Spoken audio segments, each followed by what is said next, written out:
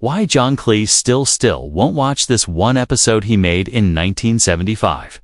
John Cleese was born John Marwood Cleels on October 27, 1939, in Western-super-Mare, Somerset, England. John grew up in a middle-class family with his dad Reginald, who was a lawyer, and his mom, Muriel. His early life was like most English boys during the middle of the century.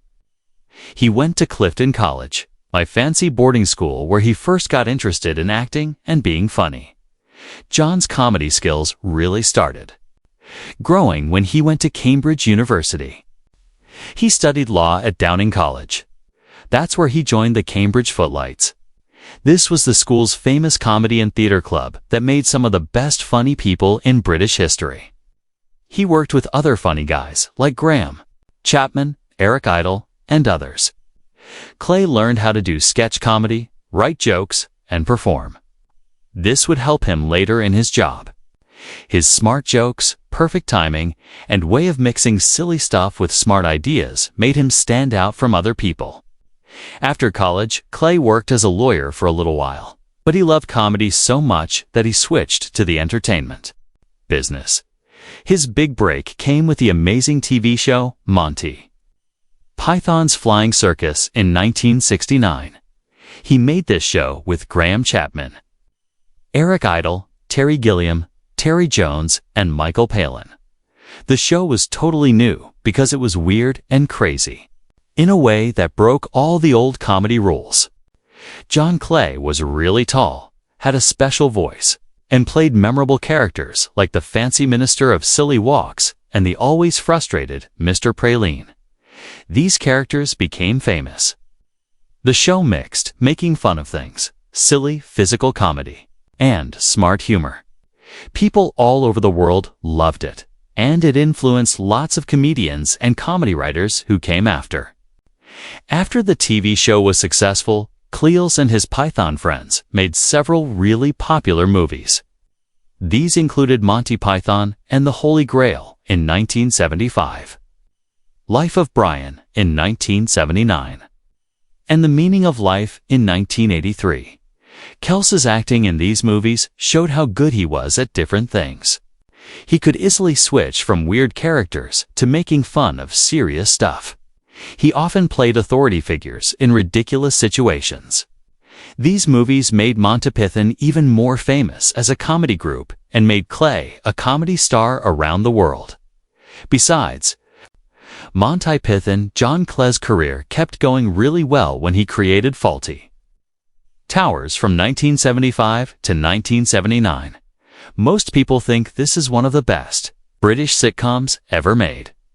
He wrote it with his wife at the time, Connie Booth, who also acted in the show. Cleels played Basil Fawlty, the cranky and socially awkward hotel owner. The show was amazing at farce and character comedy. Cleese, acting as Basil, is still one of the most celebrated funny performances on TV ever. The smart writing, physical comedy, and carefully made characters have kept Fawlty Towers really popular many years after it first aired on TV. Besides his TV and movie work, Clay has been really good at performing on stage, doing voice acting, and writing.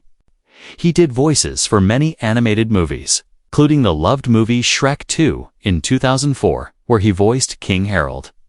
His stage performances often mix his special humor with deep thoughts about life. This shows his smart mind and interest in psychology and how people act. John Clay is also known for giving speeches and writing about creativity and comedy. He has given lots of talks about how humor can help people be innovative and solve problems.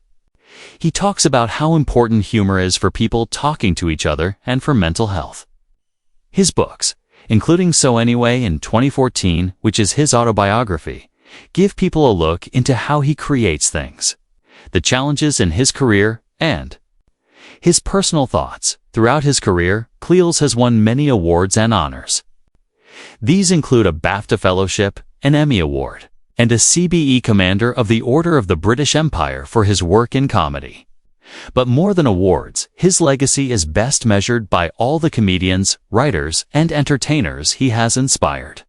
Also, his work is still popular all over the world. John Cleese, the legendary British comedian and actor, has had a complicated and eventful personal life with multiple marriages.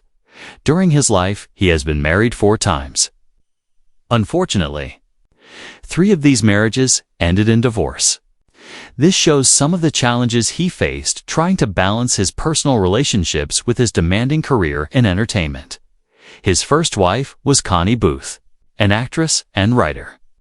She is probably best known for co-writing the famous British sitcom Fawlty Towers with Cleese himself.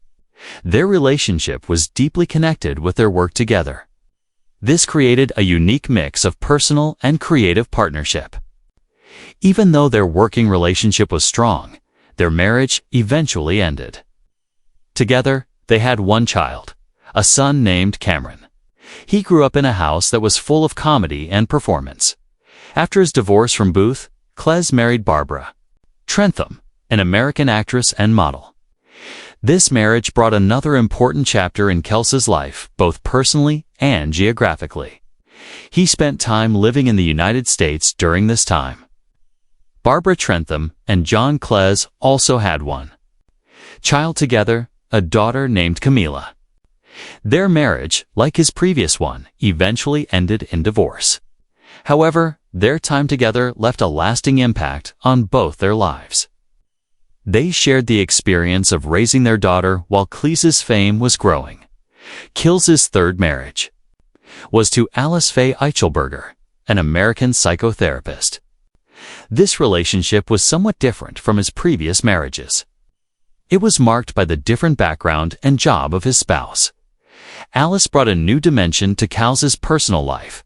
She offered support and stability during their time together. Despite this, the marriage did not last and they eventually separated. The reasons behind the end of this marriage have remained mostly private. But it is clear that Cleese's personal journey has been marked by changing relationships and the search for lasting companionship. Finally, in 2012, John Cleese married Jennifer Wade, a successful businesswoman who is much younger than him. Their marriage represents a new chapter in Cleese's life. It brought a sense of renewed happiness and partnership. Jennifer Wade, known for her work in the hospitality industry, has been a steady partner to Cleese. She has supported him in his later career efforts and personal pursuits. This marriage appears to have brought stability and contentment to Cleese. Personal life. This contrasts with some of the earlier turbulence. John Cleese is a father to 2 children from his previous marriages.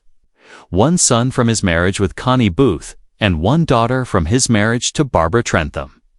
His role as a father has been an important part of his life, even as he juggled the demands of his busy career.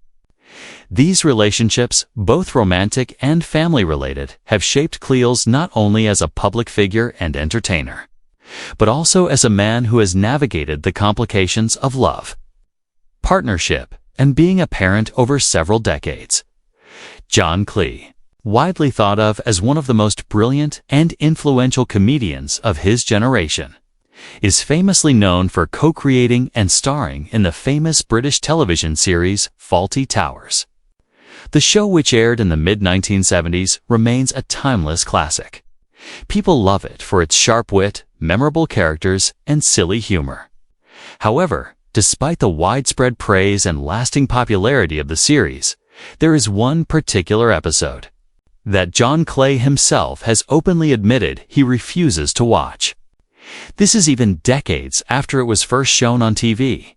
The reasons behind his reluctance reveal much about his artistic integrity, his personal feelings about the episode, and the complicated nature of comedy that pushes boundaries at the heart of this story is the episode titled The Germans, which was filmed in 1975. This episode is famous, or perhaps infamous, for its controversial content and the delicate line it walked between satire and insensitivity. Cleese and his co-creator Connie Booth, who also played Polly Sherman on the show, wanted to make fun of xenophobia and cultural misunderstandings. They did this through the bumbling and often rude antics of Basil Fawlty Cleese's character.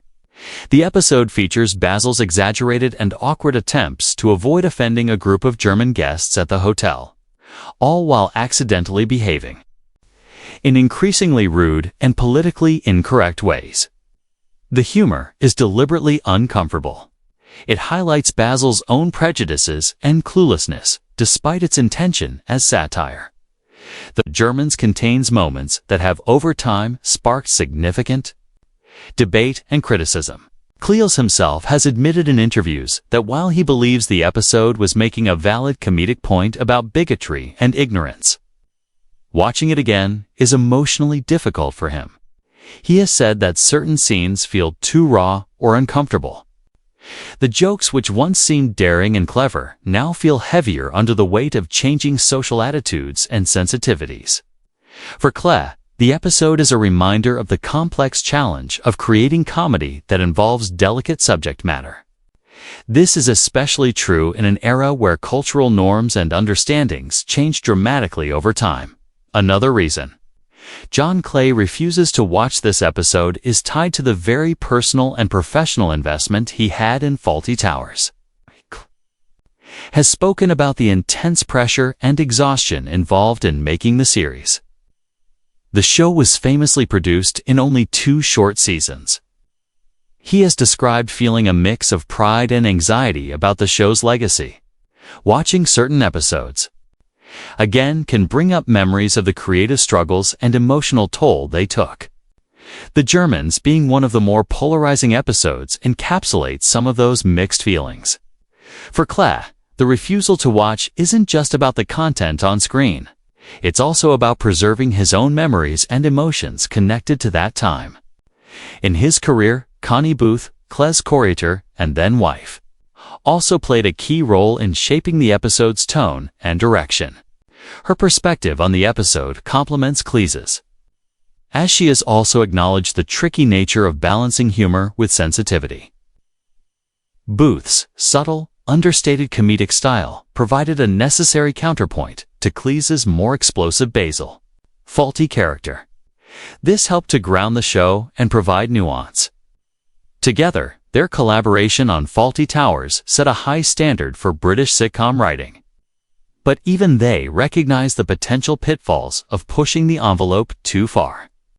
The fact that both creators are thoughtful about the episode's impact shows their conscientious approach to comedy. They didn't just want to make people laugh. They wanted to provoke thought, even if it meant discomfort. John Cleese's refusal to watch this one episode of Fawlty Towers stems from a complex blend of artistic reflection, personal memory, and evolving social awareness. While the episode, The Germans, remains a classic example of the show's irreverent humor and sharp social commentary, it also stands as a reminder of how comedy can be both powerful and problematic. Cleese's stance underscores the idea that even the creators of groundbreaking comedy are not immune to reconsidering their work in light of new perspectives and changing times. It is this self-awareness, combined with a deep respect for his craft, that continues to define John Cleese's legacy in the world of comedy. In a revealing interview conducted in 2014, John Cleese openly reflected on the profound influence his mother had on his personal life, particularly his relationships with women. He candidly admitted that his mother, who remarkably lived to the age of 101, played a pivotal role in shaping his emotional patterns and behavior. Cleese described how throughout much of his upbringing, he developed what he called an ingrained habit of walking on eggshells around his mother. This phrase strongly conveys the delicate and often tense atmosphere he felt forced to maintain in her presence. This was a dynamic that required constant vigilance, careful wording, and emotional restraint. Such an experience, according to Cleese, did not simply disappear with age. Instead, it deeply affected how he interacted with romantic partners. He explained that this habitual caution and fear of causing upset carried over unconsciously into his adult relationships. This often complicated his ability to connect openly and honestly with women. This dynamic led to a cycle where Cleese found himself overly cautious, hesitant, and sometimes emotionally stifled.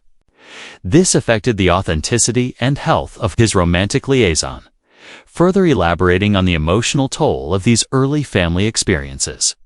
Cleese revealed that he had spent a large part of my life in some form of therapy as he sought to untangle the complex web of feelings and behavioral patterns shaped by his mother's influence.